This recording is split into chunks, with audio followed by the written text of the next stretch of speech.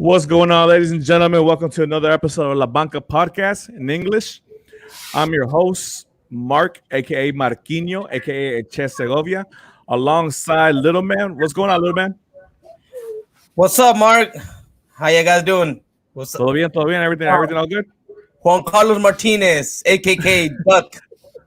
Okay, if we're doing the English version, can you like John Carr or something like that? Yeah. So we have somebody new with us today, man. Somebody that y'all haven't seen at all. Y'all might have seen him earlier in the Spanish show if you watched the Spanish show with us.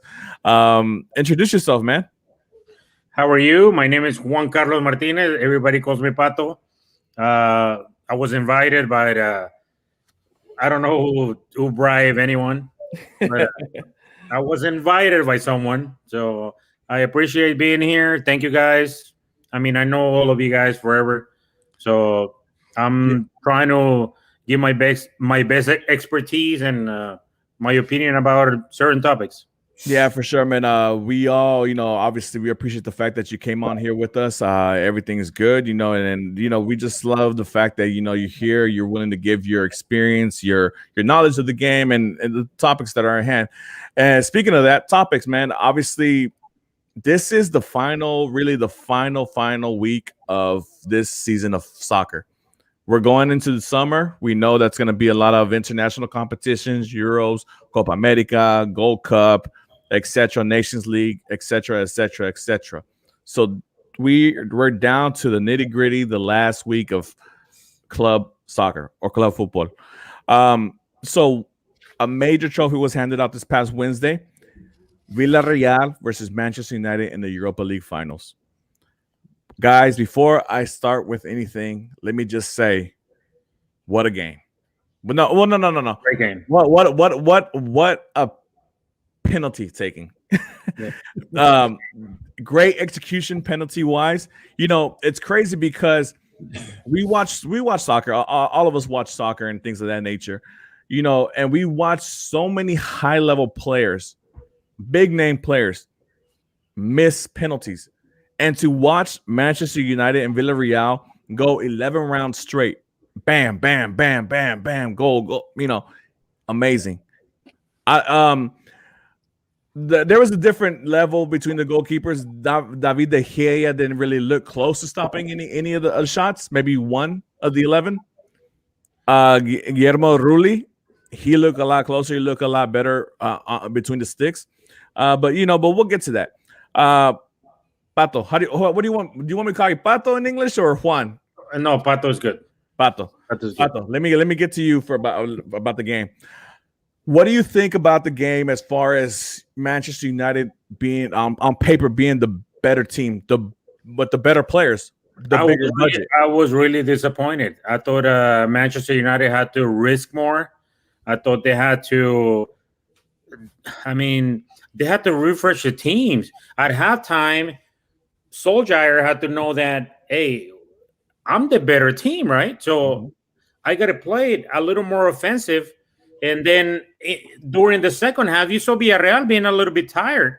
So I really don't understand his point of view of the game, what he was watching, or anything like that, because he had to.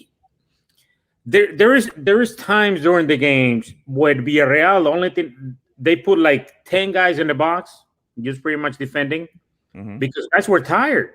I didn't see no changes. That could have affected that game. I thought Manchester United could have won comfortably, but I was very disappointed. And it's a good thing that you bring that up because after Gerardo Moreno scored the first goal, they stepped back. Obviously they went into a more defensive formation. Little, let me ask you this. Going on top of what Pato just said, how do you go about not making any substitutes throughout the full 90? You don't make one single substitute. You have players on the bench that can change the game, that can create for you. Juan Mata, Fred, etc. You have players on the bench that can create for you.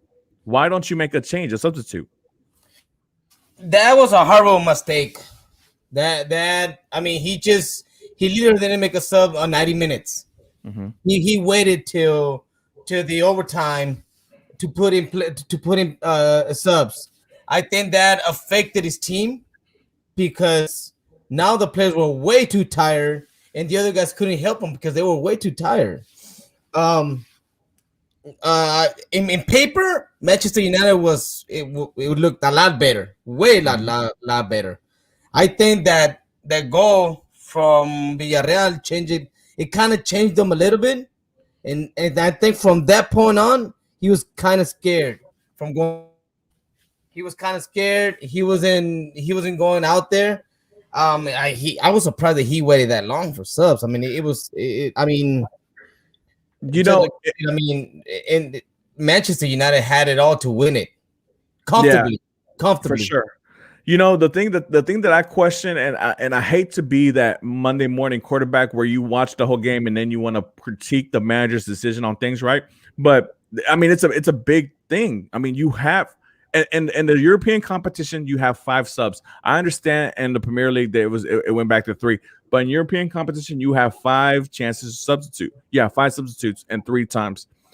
To not even use one, it's mind blowing because honestly, I would understand if the whole team was clicking and they were dominating and the game was just out of hand and Manchester United was just dominating. But to be honest, only 2 players really deserve to play the full 90, and that's Edison Cavani and that's Scott Materney, the midfielder. Yeah, correct. Those two guys really went to play. They did what they needed to do. Obviously, Cavani scoring the goal, and being a menace in the box, which we all know he's one of the best strikers in the world. For the last 10 years. But the fact of the matter is that this is a big, big, big issue that Ole left himself open, not making those substitutes during the first 90. To me, the mistake was made whenever, if you have the better team, you have to win on the 90 minutes. You cannot take it to overtime or penalties because then you equalize and everything. Yeah. The other team is pretty much you equal. You yourself are giving the other team the opportunity to beat you because if you have the better team, you have to resolve that in the 90 minutes. And also, you got to also take in your better players. You got to put your better players. And if you go one by one, oh my God, it's not even close. And you also kind of knew this. I think the Manchester United coach knew where this was going because he started making all the subs on the OT. He started putting the subs. I think he kind of knew that if he didn't win it on the field with the players that he had to win the penalties. He was expecting the Villareal's penalty kickers were going to be also as good as his penalty kickers. But you also got to understand, this is where not putting in these subs during the last 10 minutes of the regular time doesn't help you because Unai Emery, all his subs have already warmed up. They're already in game rhythm during the extra time, right? You bring in these subs during the extra time, they're still warming up. You know you're going to need a good 10, 15 minutes to get warmed up once you get off the bench, right? So you're basically taking away already a half of extra time away from these guys. And then you make your last 2 substitutions right before you go into penalties. And like I said, I'm sure he had a reasoning for doing it. I'm not sure. I don't know. I don't know what the issues were with the players. If maybe there was some type of issue or fatigue. But this is the last game of the season. This is the last game of the year for you. This is for one of the biggest trophies available to you and in the competitions that you played for. It's one of those things that I don't understand. But regardless of the fact, I don't want to take anything away from Villareal. Let's talk about Villareal a little bit. Congratulations to Unai Emery winning his 4th Europa League out of 5 finals. He won 3 with Sevilla, the one with Villareal, and obviously the one he lost. He unfortunately lost with my Arsenal. I want to congratulate the number 1 fan, and I'm pretty sure he's got ceramic all over his house. It's Fidel. Yeah, Fidel has the lucky. I'm pretty sure his door is ceramic. Yeah, and yellow. I'm pretty sure. You go take a dump at his toilet and it will be yellow also, made of ceramic. So I want to congratulate Fidel because he kept on telling us that Villareal was going to win, and he did. He was right. Yeah. Dude. And you well know, but when you go into a game with a team that is, the team is better than you, superior than you, talent wise. All that you have to do is like go 200%. If you play 100, you have to give 50 more, so you can probably get to win the game. And Villarreal did that, and dude, I congratulate that. I applaud that. I mean, he risked it all. I mean, he risked it pretty good. I mean, he knew he was going to be the underdog. And he knew he was going to face a first class team. A lot of respect for Unai Emery, because what he went through with PSG at Barcelona could have ended him.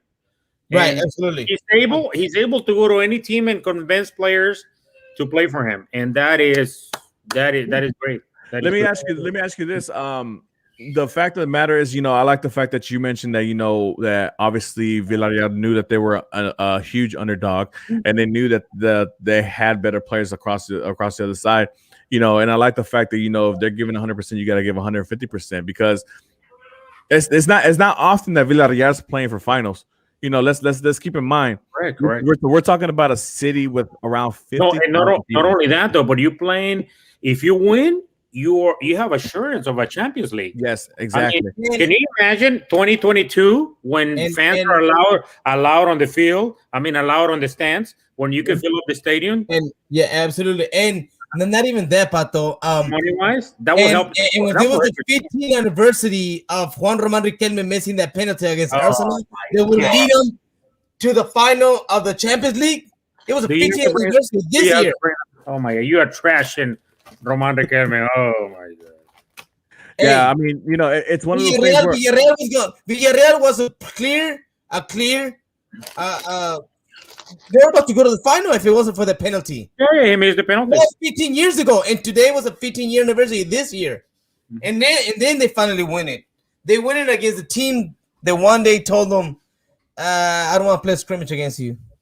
Yeah. And they ended up beating them in the Europa League final. It's funny that you bring up the fact that this guarantees them a spot for the Champions League, and it's a great thing for the Europa League champion, which for Villarreal. Money-wise, Villarreal just took a huge step, because they're gonna be at home.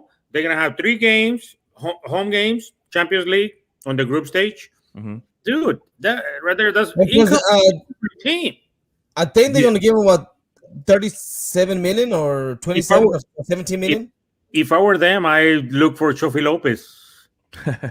Yeah, I mean, it's great. It's a great benefactor for them, obviously financially, because it's going to bring a lot of money to Villarreal for them, and hopefully it helps invest into better quality players. I mean, what can go wrong? Yeah, obviously, but let's not. So obviously, congratulations to Villarreal, Unai Emery, and those guys. Obviously, you guys noticed that the colors here are black and yellow. Fidel had a little bit of saying. Oh my God, that Real España logo. Okay, yeah, Real España Honduras logo right there. Yeah, so but going from one Spanish team, I'm gonna go ahead and school you. The best defender, the best sweeper in the CONCACAF, Patricio Geronimo Yearwood from Honduras. He was set to join Real Madrid in 1982 after the World Cup. Yeah, but he turned his ligaments. So he wasn't able to. Yeah. You're talking about the best defender there has been in CONCACAF. Patricio Geronimo Yearwood from Real España, Honduran. Wait, hold on. I don't think I ever seen nothing close to him, physic-wise. I mean, he was like 6'3", black dude. I mean, amazing. I mean, he was like the next shit. Yeah. Real Madrid had him already, but then he had the ligament injury. All right. So speaking of Madrid, a little bit of a change is going on in Madrid. We all heard the news today that Zidane has decided to step down as manager of Real Madrid for a second time in the last 4 years. Obviously, we know the things that he achieved. The first go around, 3 Champions League, a league title, Copa del Rey, and 3 Club World Cups during the first stint. This last stint wasn't as successful. a league title last year and a Super Cup, I think, if I'm not mistaken. I can't remember the second title that they won, but yeah. So obviously, Zidane comes down. He's no longer the head coach for Real Madrid. I'm joined with two huge Real Madrid fans here, and Pato and Little Man. Obviously, we all know Little Man loves and bleeds and cries Blanco. Breathe, eat, drink. Yeah. So Little, I'm gonna start with you. Little. So obviously, with Zidane coming down, I mean, who do you think is the prime candidate to take his place? And not just that, but when you bring in that coach, what kind of reinforcements do you think come along with that coach? Well, first of all, it's sad because Zidane, Zidane, he's like the perfect coach for Real Madrid. He has won it all with Real Madrid. He has won Champions League as a player, won Champions League as a coach, Champions League as an assistant coach. But he decides that he thinks that he's tired. He's tired. He doesn't want to deal with Real Madrid and all this coaching before. I think that he wants to take a year off and then wait to either the champs to step down. Then maybe he can take over France. I think Pochettino, Conte, Jurgen Klopp are in there. Other than that, I don't see anybody else taking over. We still gotta wait till the big people decide which one they head to. Real Madrid is up to a good sweep. They're gonna take a lot of players out and they're gonna bring a lot of players in. When you said, okay, hold on. So are they gonna find a coach first, or are they gonna go for the players first? Because I mean, they're gonna coach and players. They're gonna this Zidane changes a little bit because they were really hoping for him to stay. Actually, Florentino Perez had a meeting with them yesterday for 2 hours, and he clearly told them that they would love for him to stay. And for any of y'all saying that, oh my God, Zidane leaves, Mbappe's not gonna come, easy. Mbappe is coming to Real Madrid, so there's nothing to worry. But we were still hoping that Zidane. But obviously, if you talk to me as a Real Madrid fan, I think he did deserve to leave, and I'll tell you why. Because we didn't want anything. He wasn't able to convince the players anymore. The bottom line. He was, and Pato's right too. I mean, if you don't have the convincing word no more to convince players to give you 110% no more, then that means that you wasted. Pato, let me ask you this: the summer transfer window opens on June 9th. Do you think Real Madrid will have a head coach by then? I think so. I mean, I think Florentino is a really good business guy, and he's done a lot of moves. Obviously, we're not going to deny that he's done moves with a lot of money. He doesn't have that money anymore, so he's got to go after someone that's not tied in. Obviously, if he's got an arrangement with someone that's already on a team, good for him, and if he's a good coach. But to me, my option will be Joachim Löw, the former Germany coach. Reason being is because he's got a challenge of starting a fresh start, and then he's a manager. He's a good manager. He's got what it takes to me. I mean, I think German coaches the flavor of the month, right? Yeah, correct. And that's a good point. With Joachim Löw, obviously we know he won the World Cup with Germany. He won a Confederation Cup, I believe, I think those are the only two titles he won. I don't think he won a Euro. But that's a great kind of candidate and somebody that's available. I know Little mentioned Pochettino and Jurgen Klopp, two coaches who you're gonna have to pay a release clause. Correct. But I think to me that them two are in a much better situation than what they will be on Madrid next year. Okay. Me, and I don't want to. I mean, you don't know if Real Madrid are gonna get better players than Liverpool. What is better players to do, Little? Get one really good player and get rid of 6 good players, and then get like Alaba is coming. Alaba is coming to Real Madrid. Yeah, but what is Alaba though? I mean, Haaland is coming. And Haaland is coming to Real Madrid too as well. little man, you cannot pay for all of them. Yes, You you can. cannot pay for all of them. But if Madrid keeps on going the way you think they're gonna go, they're gonna be the next Barcelona and be in debt so much in the So next. let me ask you this. Let me ask you this question. Let me ask you. You know, and it's great that we have two Madrid fans on opposite sides, right? Because it makes it for different, you know, perspective and different viewpoints, right? Let's say somebody like Lowe comes in, right? A German coach, you know, who obviously loves the more physical game, which what Germany plays. Germany players are a lot bigger, a lot stronger, you know, a lot, you know, things of that nature. Correct. So with that being said, if let's say Florentino goes to Lowe and says, "Look, we want to surround you with the best team that we can possible." Obviously, the two big names are Mbappe and Haaland, right? Do you think a coach like that leans more towards the Haaland than an Mbappe because of the playing style? No, not at all. Because you got to remember, let's look at Germany, right? 2010, what did they do? 2010, Yeah. right?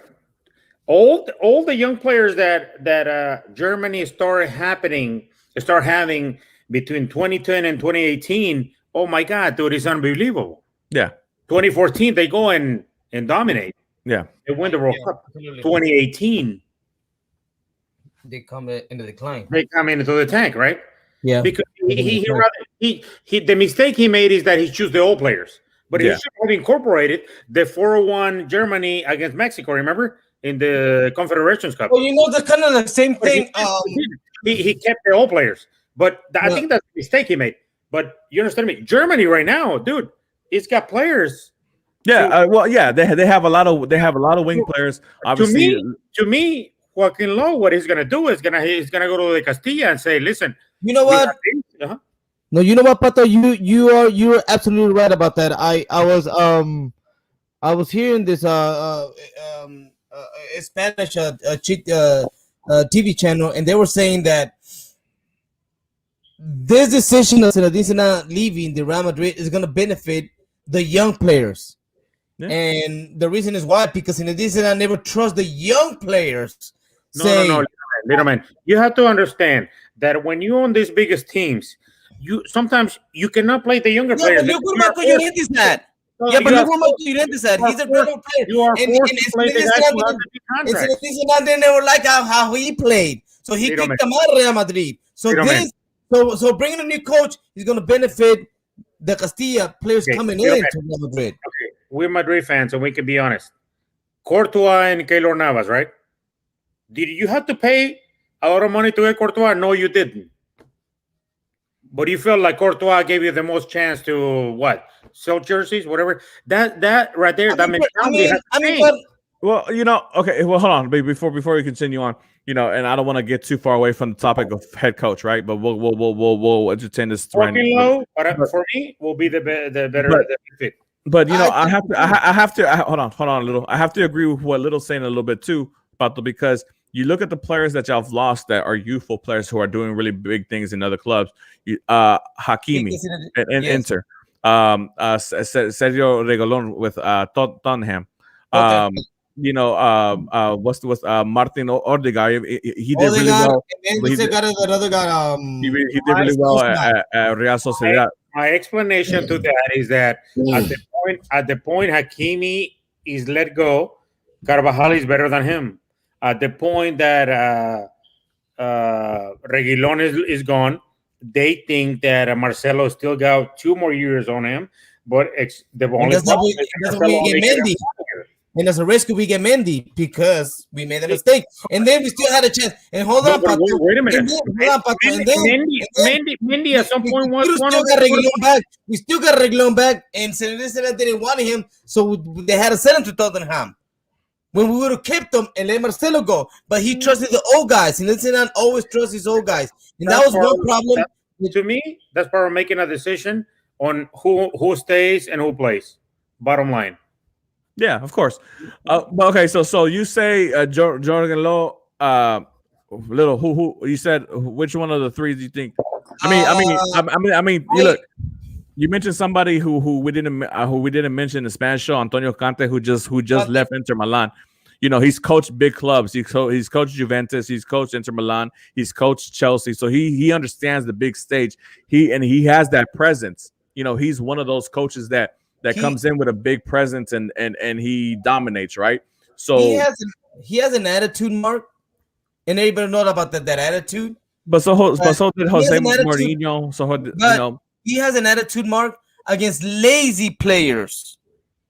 That's the attitude he has against. When he has players that they know they can give 100% and they only give you 60 or 70 or 80, that's what he has a problem. Is that a bad thing? I think he's gonna be I think he would be a good fit if Pochettino doesn't get fired, because he's not doing pretty good over there. I don't think Pochettino gets fired because he just had half a year. I mean, he just barely got there. You can't really do anything. You just come into a situation. But I'm sorry, Mark. I'm sorry, but at the same time, I think that the German coaches do a pretty good job in Real Madrid. For sure. All right, guys. Well, obviously, I know both of you guys are. I feel the emotion. I feel the love that you have for your club. And obviously, I'm a Barcelona fan, so obviously, the fact that when Madrid is doing bad, we love it and things of that nature. But I respect the fact because there's, as much love as I have for Barcelona, I can see all the love that y'all have for Madrid. And you can't. I'm gonna be honest with you on this, Mark. Is that Barcelona is not much better than Madrid. And Madrid is not much better than Barcelona. They're all right there. They're both right there. At this moment? No. At this moment, they're all the same. They're both the same. We cannot make this argument that that. No. All right, guys. So obviously, I know you guys can go back and forth about Madrid the whole hour and a half or whatever, but we're only trying to do 30, 40 minutes on the English show. So it's an abbreviated version, plus we got bedtimes that we got to make. So the final topic, and it's a big topic, and we saved it for last because we have a little bit to talk about the Champions League final this Saturday. And for those who don't know, La Banca podcast, we're going to be live streaming Saturday. Hopefully we'll start a little bit before the 2 p.m. start of the match, so that way we can announce the lineups and all that good stuff that's going on prior to the match. We did it last week with the last day of the last day of La Liga. Hopefully you tuned into that and you saw that. We hope to have a little bit of a better improvement on the live show. But with that being said, Champions League final, the big trophy, La Orejana. Chelsea, Manchester City. Pato, I'm gonna go with you first. Obviously, we know that both teams know each other quite well. They've played each other 4 times this season already, 2 times in the league, 2 times in the FA Cup final, semifinals. So they know each other pretty well, right?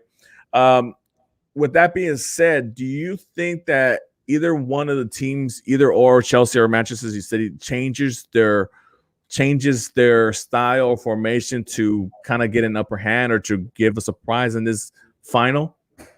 No, I think Manchester City wins this easily. I do not see there. Manchester City has got the upper hand because they got a system. They know where to get to. Players are very disciplined. Mm-hmm. With Chelsea, it's difficult to convince them to win 1 game and then lose 5. It just totally is very difficult because Chelsea's got the younger team, but to convince young guys to go at it 6 times in a row, you got to be a pros. And I think, to me, that's the advantage that Manchester City has. To me, Manchester City should win this 3-1 easily. It's funny you say that because obviously in the prior show we give our predictions, and we'll give our predictions again here prior to the show ending. But Manchester City, they've been on cruise control for the last 3 weeks to a month, right? Obviously they wrapped up the league title a couple of weeks ago. They beat Tottenham in the Carabao Cup. Like I said before, they lost in the semifinals to Chelsea. So they've been kind of on cruise control on this kind of Sergio Kun Aguero farewell tour and all this stuff. So do you think that Manchester City has the advantage because they've been so laid back the last couple of weeks, or do you think Chelsea has the advantage because they've been battling? I mean, obviously they've been battling for that Champions League spot. When you go into a final, who do you trust? The guy who's always run to the right and to the left and be there whenever you're gonna hit the pass, or you trust the guy who you think is going to be there and he doesn't. No, to me, it's not even close. Manchester City's got the game. He's got the way they compact, the way they compacted, the way they play, the way they move the ball around. Yeah. They're not the greatest defense, but you don't have to defend that well when you keep the ball always, moving around when you touch it. To me, Manchester City should be the clear favorite on this. Yeah, I know. I look, I agree completely. Like I said, well, when I give my prediction here, you'll know that I'm fully on your side as far as the advantage of Man City. I'm a Madrid fan, and a lot of times, the majority of Madrid fans, their feelings for the team wins them over. Like, I don't want Guardiola to win nothing. But no, the bottom line is that the guy is a good manager, and if he has the players, dude, it's okay for him to win. Yeah, obviously, the better team. So let's talk a little bit on the Chelsea side though, because they had a pretty good turnaround, from the Frank Lampard era. Obviously, when Frank Lampard left, Chelsea was in 8th place in the league. They were looking not too good as far as the competitions as well either. And with Tuchel coming in from PSG, when PSG let him go, he came in and kind of right the ship a little bit. I mean, obviously he's familiar with a lot of players that are on Chelsea right now because it's a lot of German players that he played against when he was with Borussia Dortmund, players like Kai Havertz and Timo Werner, things of that nature.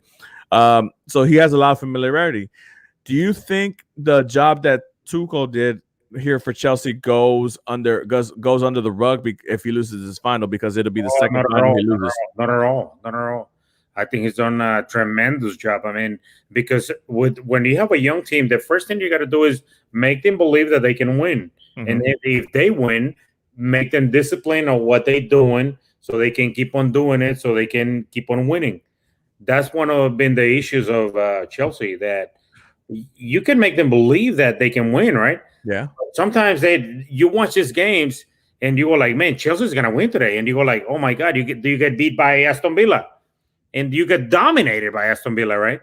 And you're like, oh, what happened here? And to me, that's the issue that Tuchel is always gonna have with these young guys. Is convince them that they can win, and they can win on any field at any level. That's to me is the issue with younger guys all the time. Yeah, I mean, Chelsea has a stacked team. Let's not kid ourselves. Correct. Who do you think has to show up for Chelsea to have an opportunity to win? Who's the one player that has to show up? Okay, Mount has good games, but then whenever he plays the elite, or he plays the games that they have to win, Mount disappears. And to me, he's one of the elite players of their team. Pulisic is right there. Abraham started playing good, and I don't know how somehow you get one coach and then you get the other coach, and Abraham is not even. Well, I mean, the thing about Tammy Abraham is that he's even behind Oliver Giroud, with all due respect. Correct. That's the other thing too, is that you go like, okay, what are you gonna play? 5-3-2, 5-4-1, 4-4-2, because I don't even get it to this point, because Giroud to me should be the relevant guy on the area and have somebody else be next to him. But that's not the way Chelsea plays. Chelsea wants to play 3-4-2-1. Yeah. So, I mean, that to me right there, I think Tuchel wants to probably transmit that to the players, but I don't think the players do that whenever they're on the field. So okay, so the player you think has to show up is Pulisic for sure, Mount for sure. And if Kanté don't play, that's a big disadvantage. Yeah, I mean, to be honest, this run that Chelsea's on, it's on the back of Kanté and Jorginho should be there too. Yeah, Kanté and Jorginho. That midfield right there will be sealed for sure. Will be sealed. But this is the other thing too, is that the midfield can be sealed, but then Manchester City is the type of team that gets the ball on the left. They change it to the right, touch it to the right, and sometimes the right defender will will chase, and next thing you know, you got the left forward alone, or the left midfielder by himself. The thing about Manchester City in the formation and them playing this false nine because they have to, because they don't have a number nine. They don't have a dependable number 9, I guess, right now. The ball will get there, though. Even if they don't have it, the ball will get there. You watch Manchester City's plays, and they're all the same. Yeah. It doesn't. I guess what I'm trying to say is, it doesn't matter who is there up front for Manchester City, because we've seen different partnerships, right? We've seen Sterling, Aguero, Bernardo Silva. We've seen Foden, Jesus, Mahrez, right? We've seen De Bruyne play 9, and we've seen Mahrez and Foden on the. It looks the same. Yeah, it looks the same thing. So everybody knows where they need to get to, and it doesn't really matter, because look, like I said, Conte has the lungs of 3 midfielders, right? Conte is the MVP for Chelsea in this run, obviously, right? But if Conte shuts down De Bruyne for whatever reason, right? You still got to worry about Foden. You still got to worry about Mahrez. You still got to worry about, Bernardo Silva, or whoever else is on the pitch, right? Goldengar, somebody who I honestly is very underrated, I think. But this is prime time for Manchester City and Pep Guardiola. I think this is their title to lose. If somehow Chelsea ends up winning this match, it would be a huge upset. Huge upset. I mean, obviously, I know that they won the FA Cup. I know Chelsea has the talent to beat them, but this title has Manchester City written all over it. Guardiola made adjustments against PSG. PSG was like taking them to the cleaners in the first half. Mm-hmm. In the second half, all they did is contain. Don't let Mbappe and Neymar get the ball one-on-one, because that's where they make the damage. So what they did is control, set back where they don't get the ball. Mm-hmm. It's more people in between the areas, right?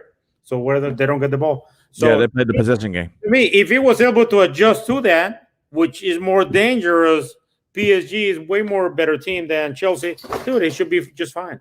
Yeah, for sure. So, our final prediction: Chelsea, Manchester City. What's the scoreline? Manchester City 3-1, 3-0. I mean, right there.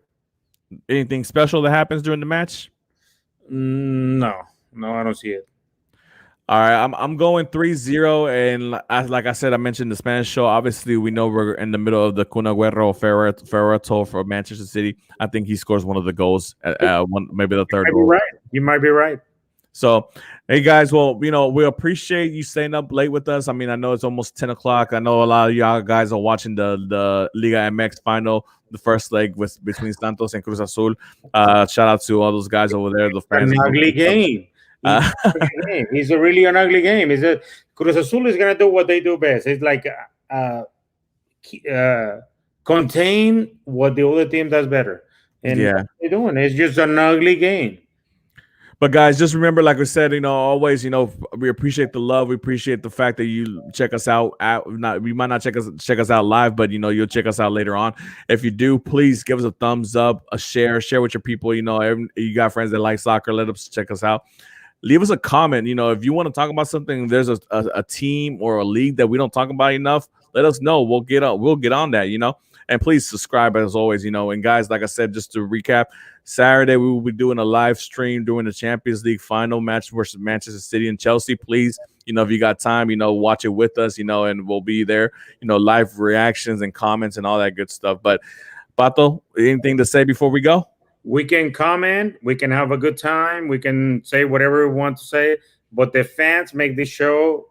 Please try to stay tuned, and anything they want to say, they can say it. For sure. Good show. Pato, thank you again for showing up. I know. I appreciate it. I'm gonna say goodbye for Little Man as well. What happened to the other guy? Yeah, I'm gonna say goodbye for Little Man as well. He was having a little bit of technical difficulty, so we had to get him out. But obviously, it's always love with that guy. I want to get all those Lee High School, because he's not with them anymore. Please, all those Lee High School guys to chime in and criticize. Say whatever they want to say. Yeah, shout out to La Lee Generals from the back in the days. Yeah, but yeah, guys, again, thank you very much, and we'll see you next week, man. Well, we'll see you Saturday, actually. So, Mark, you be good. Enjoy the games. We have the right to be wrong. for sure. Have a good one. Be good.